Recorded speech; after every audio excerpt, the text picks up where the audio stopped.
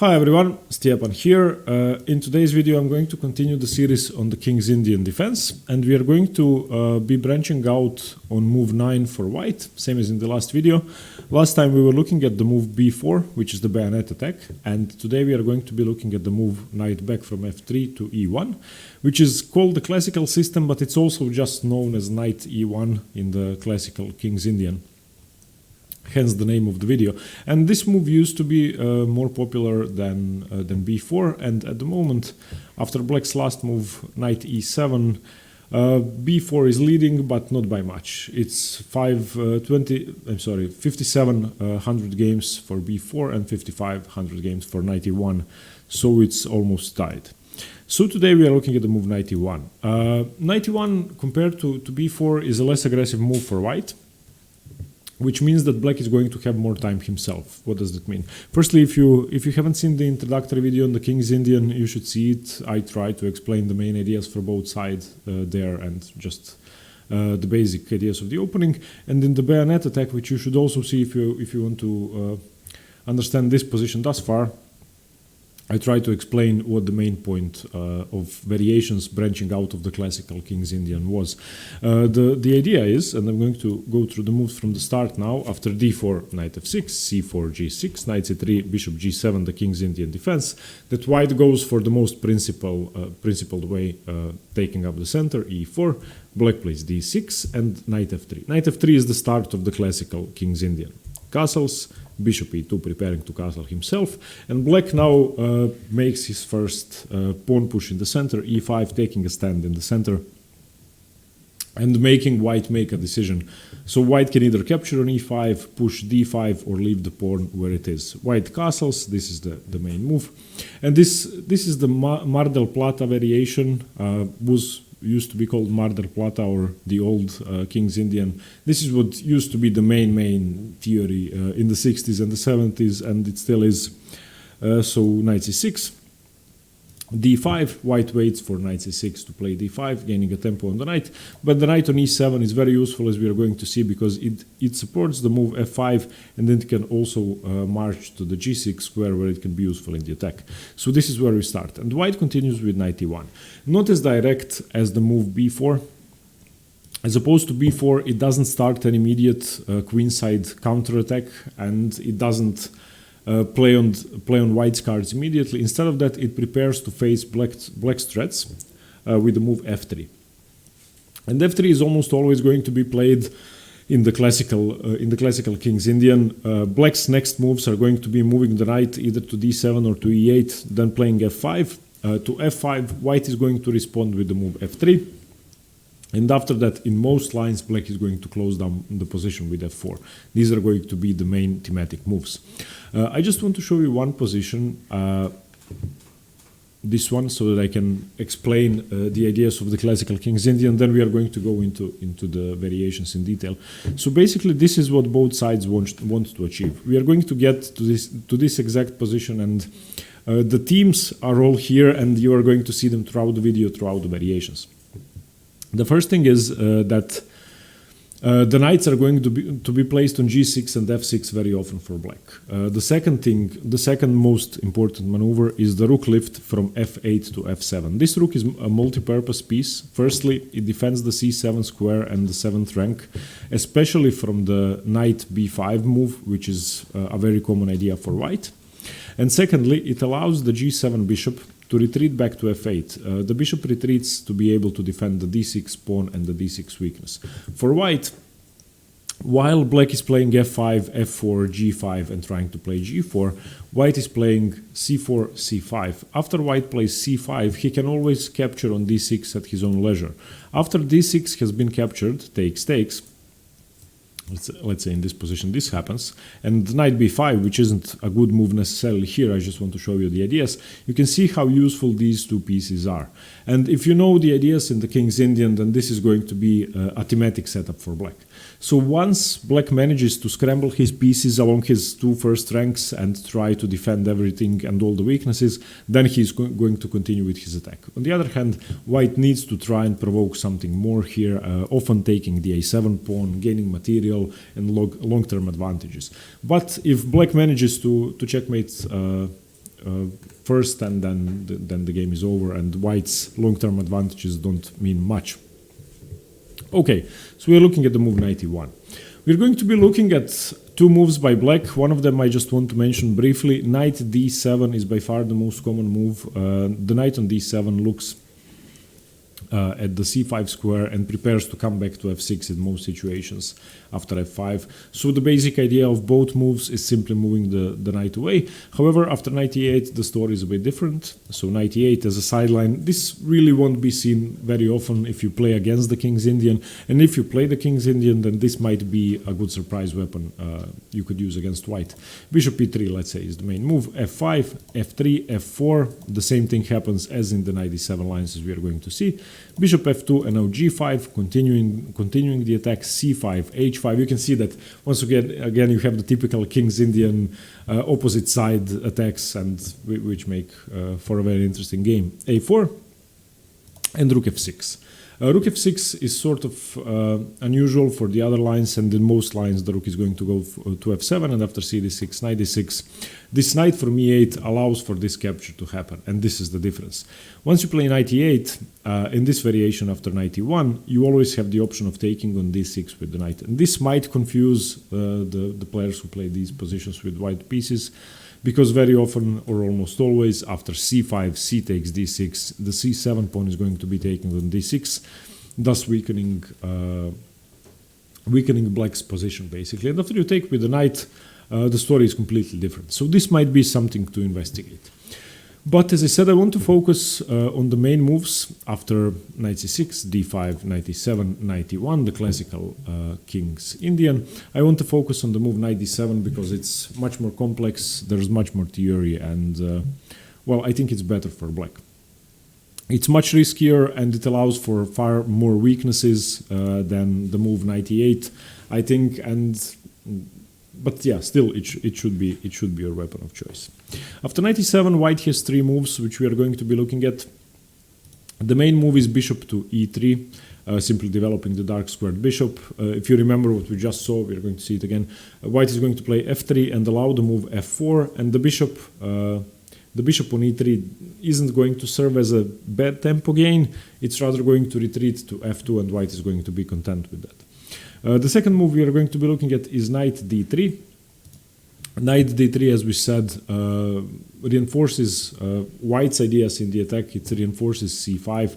If black ever captures on c5, then the e5 pawn is going to be weak, and it's simply returning the knight back to the center where it belongs. And the last move we are going to see is the move f3, which is a sort of bizarro King's Indian where white does what black is supposed to be doing, and we are going to discuss that first because I think it's very unusual and well, it's completely anti-thematic for the King's Indian.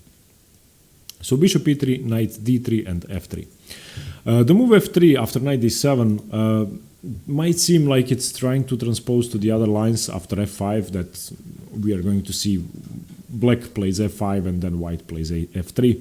But the difference is that here white still hasn't wasted the tempo on the move bishop e3 or the move knight d3. So white now has an extra move to strike on the kingside himself, and he plays the move g4.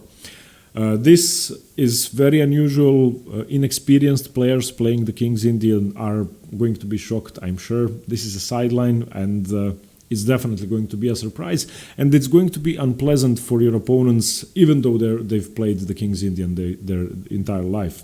If I turn on the engine, this position is equal or slightly better for white, but equal basically. So it's not the most precise way to play, but still you have equality in a position where you have the surprise factor, so it's very worth investigating. Black's best move might be really hard to find, so from the start of the variation, you might have your opponent play imprecise moves. King h8 is the best move, clearing out the g file, and yeah, preparing for knight g8. Knight g8 supports the knight coming to h6 and to f6, coming to the defense if need be. King h1 clearing the g file for white, a5, and this is why I said bizarro King's Indian, because all of a sudden black is expanding on the queen side and white is expanding on the king side, and that's really strange. So rook g1, white is preparing a king side attack, f4, black is trying to slow things down, close the position down. White plays g5, and now you can see what's coming. h4, h5, opening up the h file and trying to checkmate. So this variation, after knight e1, which is seemingly a less aggressive move than b4, and after knight d7, which you're going to always see, for white this might be a great weapon to have in the repertoire, f3. And after f5, which is always going to be played, g4. So if you play the King's Indian, please be prepared for this, find a line of your own, and make sure that you understand this variation. Okay, now let's go to the two main moves. As I said, bishop e3 and knight d3. Both are useful, both pieces need to be developed. The knight has already been underdeveloped to allow f3, so it has to be brought back to the center, and the bishop needs a better square, a better diagonal. So bishop e3. This is the main line. In fact, let's go over knight d3 first, because it's simpler. After knight d3, the knight, as we said, is controlling c5, is controlling b4, is attacking the e5 pawn. It's preventing f4 in some positions, and in some positions white might even play f4 himself, if the situation is right, but most often it's going to be f5, f3. So the position continues f5 for black, as always, and here white doesn't play the move f3. He can, and it can transpose, but the main move is bishop to d2, not developing the move, the bishop to d3, but with a bit different idea in the opening. After the move bishop to d2, black now doesn't have to play f4 immediately, doesn't want to play f4 immediately because the bishop isn't on d3, the pawn isn't on f3 yet, so he's not in a rush to do anything. Instead of that, the position continues knight f6. And now this is a very strong knight in the center, of course, now does threaten to take on e4, so white has to play f3, and now black plays the move f4, and this is basically a transposition, with the difference that the bishop in the bishop e3 lines, as we are going to see, is going to be on the f2 square, and here it's on the d2 square. And personally, I prefer it on the f2 square. I think it's a much stronger diagonal. All the dark squares are, well, vacant and ready for occupation by the bishop. On the other hand, this side has some pros of its own. The bishop is able to come to different diagonals that normally wouldn't be accessible from f2. So anyway, c5 is the main move. White needs to start his counterplay, and black basically needs to ignore it. There's still enough defenders on the main weakness in the position on d6, so g5. And white continues with one of two moves. One is rook c1, the other is cd6.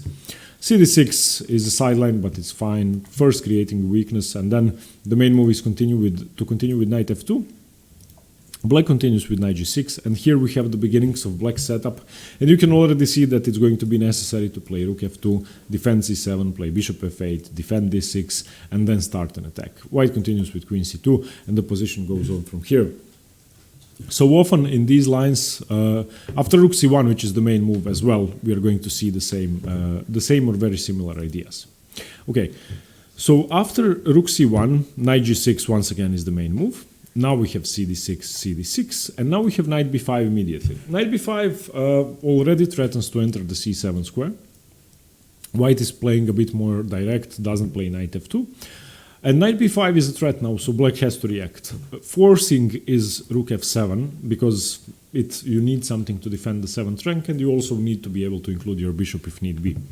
White continues with queen c2, now already threatening an infiltration once again. Knight c7 is already a possibility, not saying it's the best move, but it's a possibility.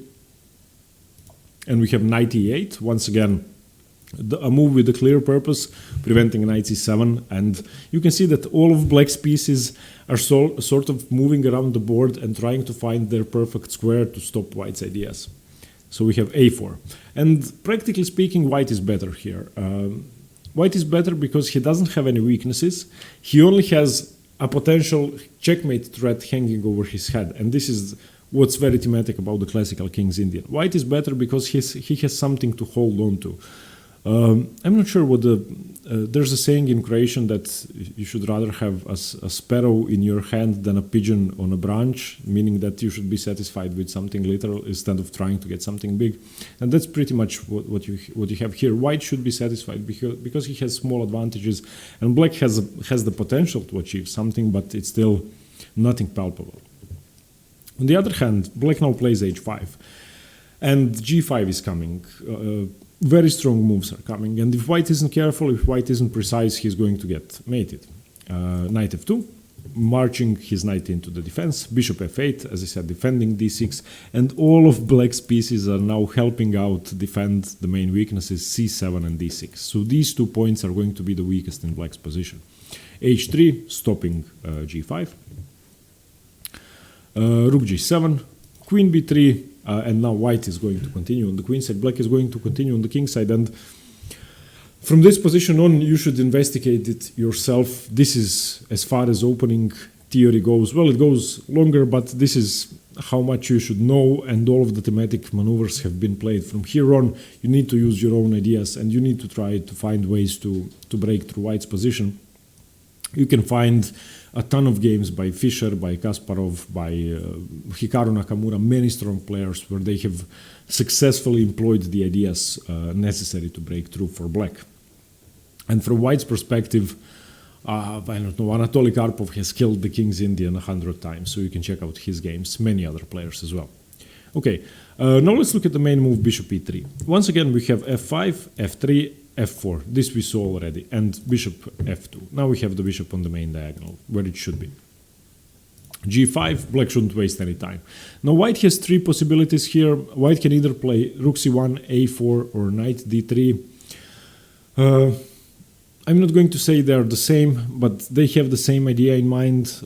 Get the knight back to the center, expand on the queen side, and develop your rook to the c file. So most probably all 3 of these moves are going to happen. So they were rook c1, a4, and knight d3. It's sort of a matter of choice, not because of transposition, but because the plans are similar. The main move is rook c1. I want to look at the sidelines first. So a4. After a4, black has 2 ways to react. He can either block down the position with a5 or play knight g6, which is more thematic. a5 I think is better, because after a5 you stop an easy b4, and you can also hope for a b6 and trying to prevent c5 in the long run. So knight d3, b6, and now b4, trying to break through. Black's best idea is to take a b4, knight f6, the knight comes back to the center, and h5. And after a5, I think black has successfully stopped white's plans, and I actually like this position. Which is why after the move g5, I don't like the move a4 for white. After a4 and a5, I think that the position you get here is much better for black from a practical standpoint, because it's no longer easy for white to break through. After a4, black can also continue with the move knight g6, but I think that when white manages to play a5, it's going to be different. And black is going to have the same problems he has in the other lines. So I would recommend that if after the move g5, which you are going to see in every single game if white plays the main line with bishop e3, white plays the move a4, just play a5 without thinking. After g5, the other move that could occur is knight d3, but that's fairly similar to the main line, because rook c1 happens afterwards anyway, and knight d3 happens in the rook c1 line anyway. So I want to look at one only. So after g5, let's look at rook c1. As I said, those 2 are most likely going to transpose. Knight g6. The next moves are going to be knight f6 and trying to push for an attack with h5 and trying to play g4. Mostly, in most situations, playing rook f7 and bishop f8. So if you have this position with the black pieces, it's easy to play it, because you don't need to know the exact move order. You don't need to know which move I have to play on move 15, otherwise I lose.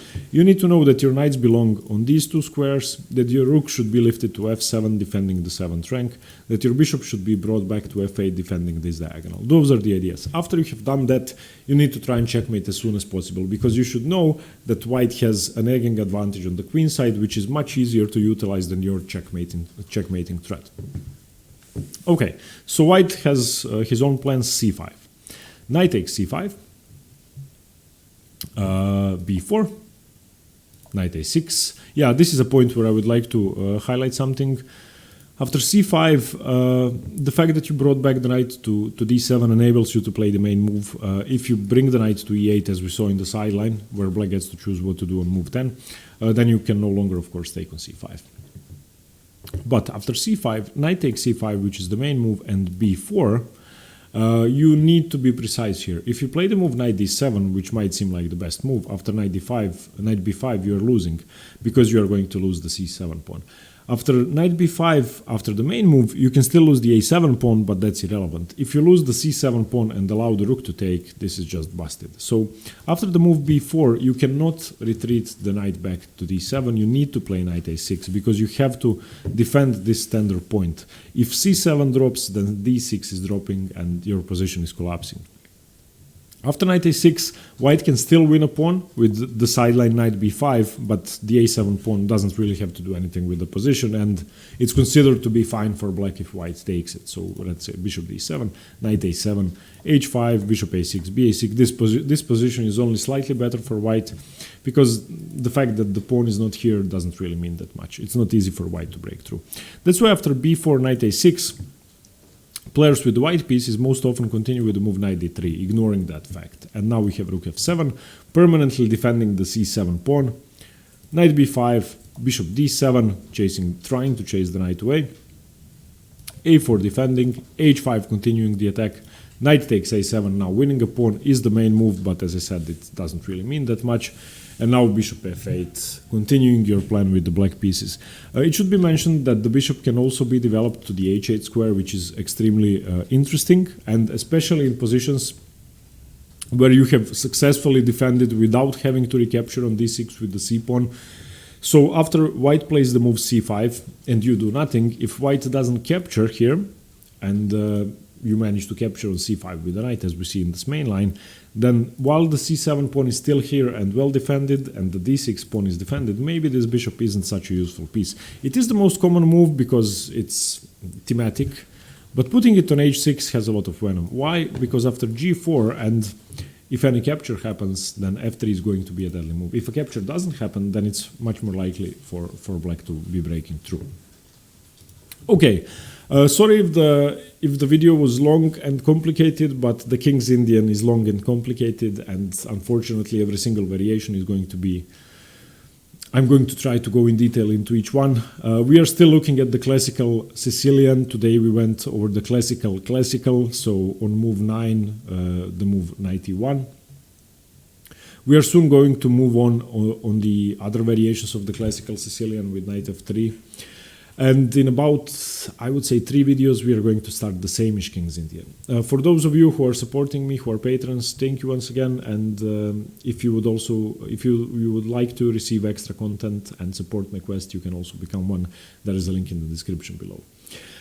Thank you very much. I hope you liked the video. Let me know what you think. Let me know if you play it. Let me know if I've missed something, as you always do, which I really appreciate. And stay tuned for more chess. Thank you. Bye-bye.